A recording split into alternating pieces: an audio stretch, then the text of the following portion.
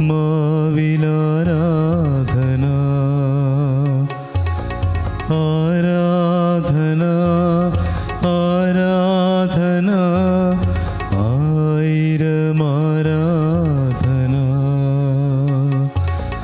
ആരാധന ആരാധന ആത്മാവിലാരാധന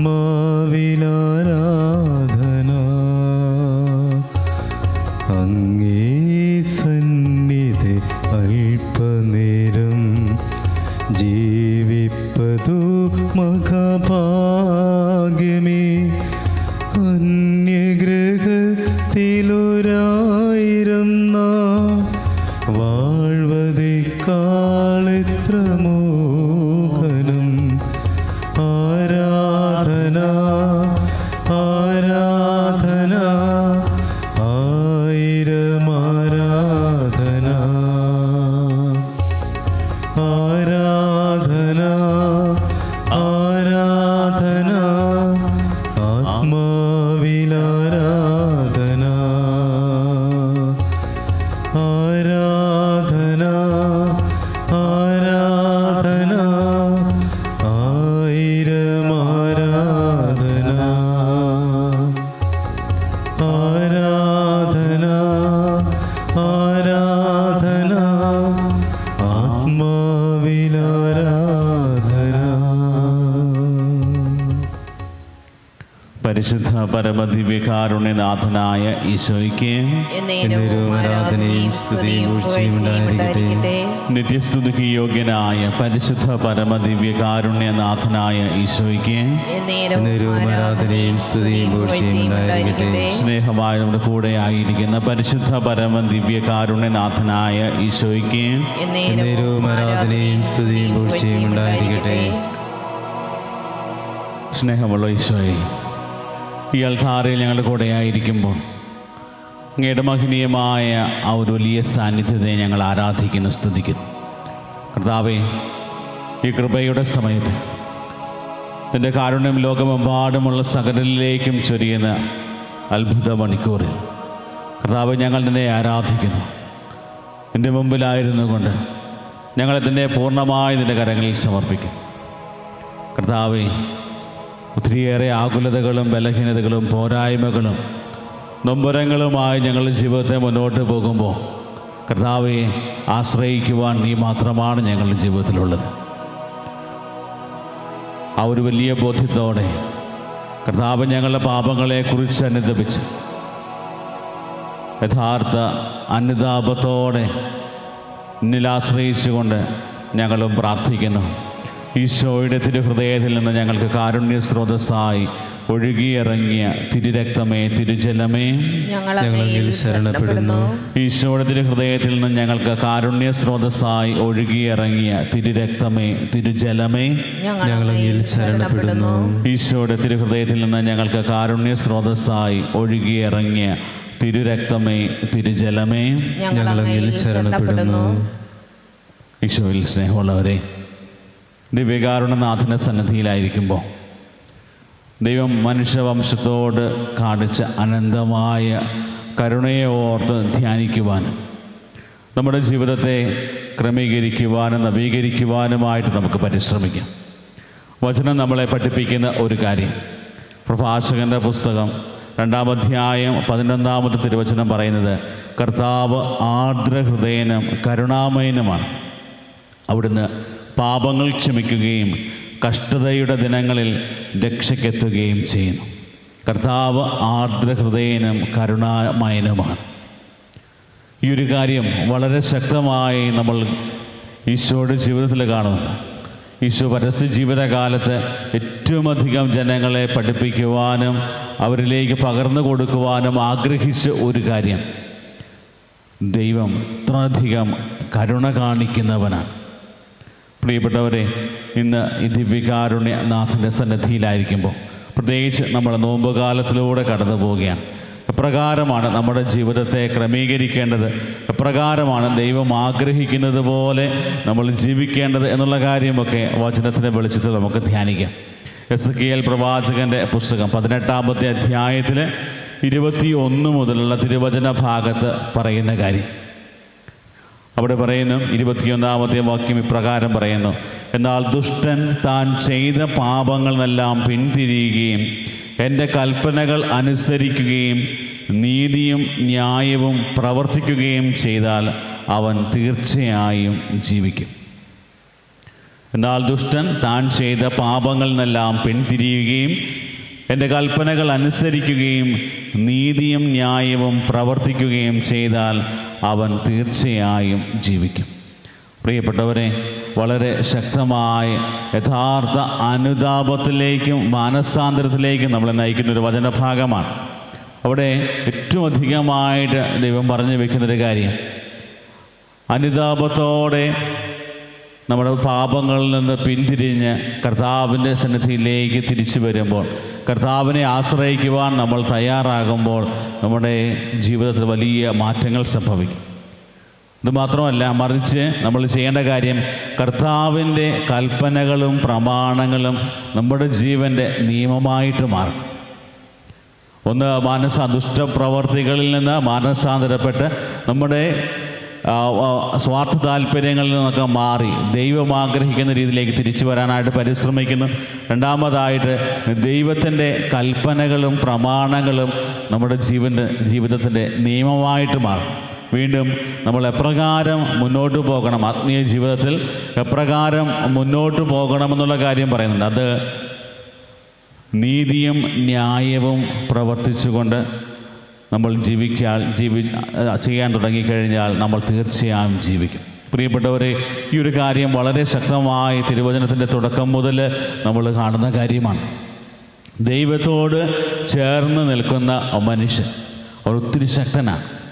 അതേസമയത്ത് പലപ്പോഴും അവൻ്റെ ബലഹീനതകളിലേക്ക് അവൻ നോക്കാൻ തുടങ്ങുമ്പോൾ അവൻ എപ്പോഴും കാണുന്ന അവൻ്റെ യോഗ്യതകളാണ്. അവന് ഒത്തിരി കഴിവുകളുണ്ടെന്നുള്ള ഒരു തെറ്റായ ധാരണയൊക്കെ അവൻ്റെ ജീവിതത്തിലേക്ക് കടന്നു വരും. ദൈവത്തിൻ്റെ സന്നിധിയിലായിരുന്നു കൊണ്ട് നമ്മൾ ദൈവത്തോട് ചേർന്ന് ദൈവത്തിൻ്റെ മുഖത്ത് നോക്കി നമ്മുടെ ജീവിതത്തെ വിശകലനം ചെയ്യുമ്പോൾ, ധ്യാനിക്കുകയും ചെയ്യുമ്പോൾ ഒത്തിരി നമ്മുടെ അയോഗ്യതകൾ മനസ്സിലാക്കുകയും ദൈവത്തോട് വീണ്ടും ദൈവത്തിൻ്റെ കാരുണ്യത്തിൽ ആശ്രയിച്ച് മുന്നോട്ട് പോകാൻ നമുക്ക് സാധിക്കും. നമ്മളൊക്കെ കണ്ണാടിയിലൊക്കെ നോക്കുന്നവരാണ്. കണ്ണാടിയിൽ നോക്കുമ്പോൾ നമ്മുടെ ജീവിതങ്ങൾ നമ്മൾ എങ്ങനെയാണോ അങ്ങനെ അപ്രകാരം നമുക്ക് കണ്ണാടിയിൽ കാണാൻ സാധിക്കും. അതുപോലെ തന്നെ ദിവ്യകാരുണ്യത്തിൽ എഴുന്നള്ളിയിരിക്കുന്ന ഈശോയുടെ മുമ്പിലായിരുന്നു കൊണ്ട് നമ്മുടെ ജീവിതങ്ങളെ ദൈവത്തിൻ്റെ മുമ്പിൽ ഇരുന്നു കൊണ്ട് നമ്മൾ ധ്യാനിക്കാൻ തുടങ്ങുമ്പോൾ നമ്മൾ എന്തായിരിക്കുന്നുവോ ആ അവസ്ഥയിൽ നമ്മളെ തന്നെ കാണുവാൻ സാധിക്കും. നമ്മുടെ അയോഗ്യതകളും ബലഹീനതകളും പോരായ്മകളും ഒക്കെ നമുക്ക് കാണാൻ സാധിക്കും. പലപ്പോഴും മനുഷ്യനിലേക്കും മനുഷ്യൻ്റെ കഴിവുകളിലേക്കും ഒക്കെ നോക്കുമ്പോൾ നമ്മുടെ ബലഹീനതകളും പോരായ്മകളും അല്ല നമ്മൾ കാണുക. മറ്റുള്ളവരുടെ കഴിവുകളൊക്കെ നമ്മൾ കണ്ട് പലപ്പോഴും പരാതികൾ പറയും. പക്ഷേ ദൈവത്തോട് ചേർന്ന് നമ്മുടെ ജീവിതത്തെ നമ്മൾ ധ്യാനിക്കാൻ തുടങ്ങുമ്പോൾ നമ്മുടെ ബലഹീനതകളും അതുപോലെ തന്നെ നമ്മുടെ കുറവുകളും കാണാൻ സാധിക്കും. അവിടെ ദൈവത്തിൽ ആശ്രയിക്കുവാനും അനുതാപത്തോടെ തിരിച്ചു വരാനും നമുക്ക് സാധിക്കും. പ്രിയപ്പെട്ടവരെ, ഈ വചനഭാഗം നമ്മളെ ഓർമ്മിപ്പിക്കുന്നതാണ്. എന്നേക്കും ജീവിക്കണം, നിത്യജീവൻ നമ്മൾ അവകാശമാക്കണമെന്നുള്ളത് ദൈവത്തിൻ്റെ ഒരു വലിയ ആഗ്രഹമാണ്. ഈശോ കുർബാനയായിട്ട് ഇന്നും നമ്മുടെ കൂടെ ആയിരിക്കുന്നതിൻ്റെ പ്രധാന ലക്ഷ്യം മനുഷ്യനിൽ ആരും നശിച്ചു പോകാൻ പാടില്ല. അത്രമാത്രം ദൈവം മനുഷ്യവംശത്തെ സ്നേഹിച്ചു. അതിൻ്റെ ഒരു വലിയ അനുസ്മരണമാണ് പ്രിയപ്പെട്ടവരെ നമ്മൾ ഓരോ വിശുദ്ധ കുർബാനയിലും നമ്മൾ അനുസ്മരിക്കും. ഇന്ന് ഈ ദിവ്യകാരുണ്യനാഥൻ്റെ സന്നിധിയിലായിരിക്കുമ്പോൾ നമുക്കും പ്രാർത്ഥിക്കാവുന്ന കാര്യം, കർത്താവേ, നോമ്പുകാലത്തിൻ്റെ ചൈതന്യത്തിലൂടെ ഞങ്ങൾ കടന്നു പോകുമ്പോൾ ഞങ്ങളുടെ ജീവിതത്തിൻ്റെ ഒരേ ഒരു ലക്ഷ്യം, കർത്താവേ, നിന്നെ സ്വന്തമാക്കുക. ഫിലിപ്പിയർക്കെത് ലേഖനം 3-ാമത്തെ അധ്യായത്തിൽ 12-ാമത്തെ തിരുവചനം പറയുന്നത്, യേശു ക്രിസ്തു എന്നെ സ്വന്തമാക്കിയിരിക്കും. ഞാൻ സ്വന്തമാക്കുന്നതിന് മുമ്പ് തന്നെ ഈശോ എന്നെ സ്വന്തമാക്കി. പ്രിയപ്പെട്ടവർ, ഈ ഒരു വലിയ തിരിച്ചറിവും ബോധ്യവും നമുക്കുണ്ടാകുമ്പോൾ കർത്താവിനോട് ഒട്ടി നിൽക്കാനല്ലാതെ പാപം കൊണ്ട് കർത്താവിനെ വേദനിപ്പിക്കാനായിട്ട് നമുക്ക് സാധിക്കത്തില്ല. എന്തുമാത്രം ആഴത്തിൽ ഈ ഒരു വലിയ ബോധ്യത്തിലേക്ക് നമ്മൾ വളരുന്നുവോ, യേശു ക്രിസ്തു എന്നെ സ്വന്തമാക്കിയിരിക്കുന്നു എന്നുള്ള വലിയ ബോധ്യത്തിലേക്ക് നമുക്ക് വളരാൻ സാധിക്കുമ്പോൾ നമ്മുടെ ജീവിതത്തിൽ വലിയ മാറ്റങ്ങൾ സംഭവിക്കും. അത്രമാത്രം ഈശോയെ, ഉദ്ധിതനായ ഈശോയെ അനുഭവിച്ചറിഞ്ഞ ഒരു വ്യക്തിയാണ് വിശുദ്ധ പൗലോസ്ലീഹ. പൗലോസ്ലീഹ പറയുന്നത്, ഈ ഒരു ഈശോ പൗലോസ്ലീഹായെ സ്വന്തമാക്കി എന്നുള്ള തിരിച്ചറിവുണ്ടായപ്പോൾ അദ്ദേഹം പറഞ്ഞത്, എൻ്റെ പിന്നിലുള്ളവയെ വിസ്മരിച്ചിട്ട് മുമ്പിലുള്ളവയെ ലക്ഷ്യമാക്കി ഞാൻ മുന്നേറുന്നു.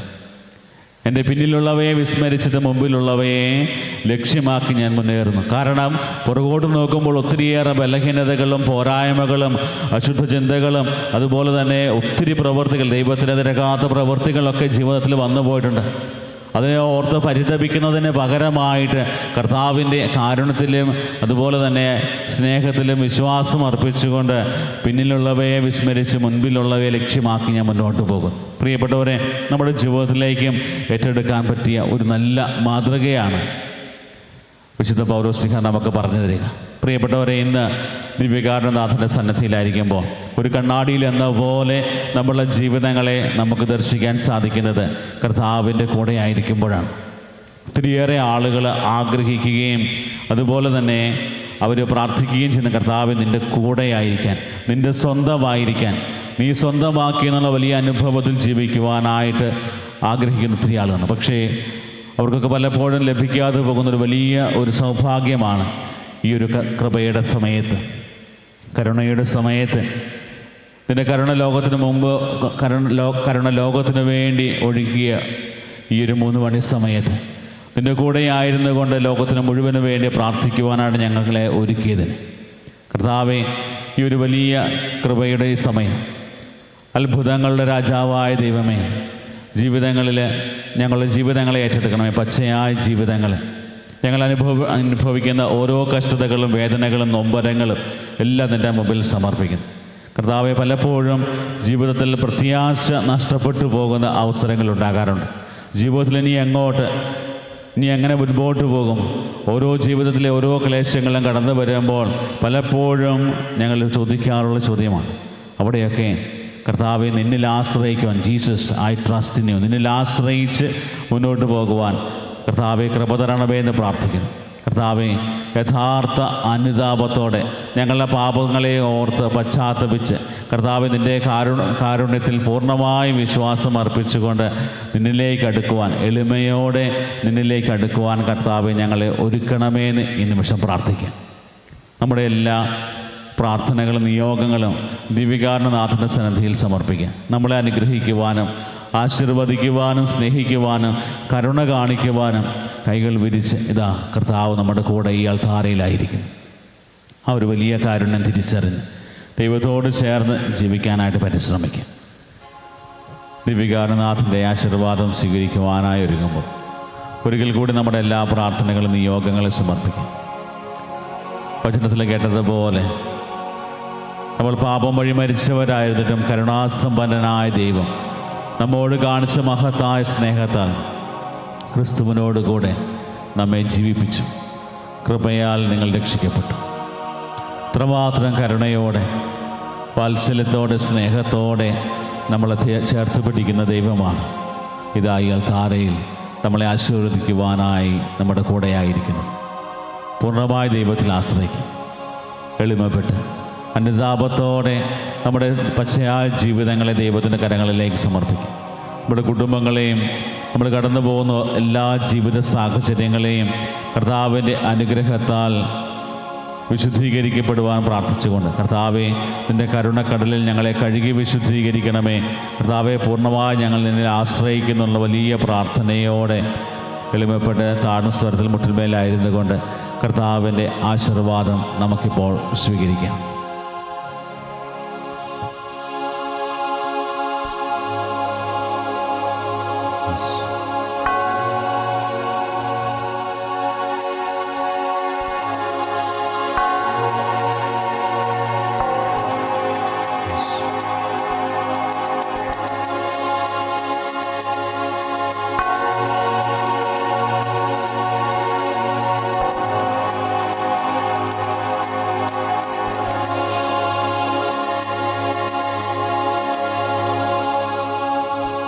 പരിശുദ്ധ പരമമാ